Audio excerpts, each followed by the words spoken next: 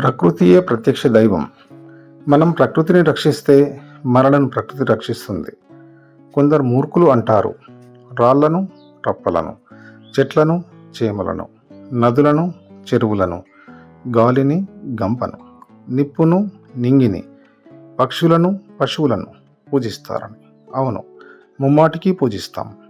నదులను పూజించే భరతావనిలో నదుల పరిస్థితి ఎలా ఉందో చూడండి.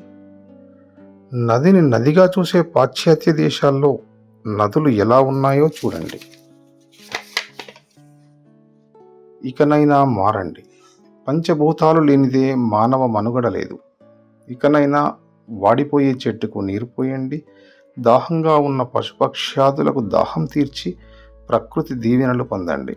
నేలను నాశనం చేసేవాడు నింగికి ఎగురుతున్నాడు. నేలను ప్రేమించేవాడు ఆ నేలలోనే కలిసిపోతున్నాడు.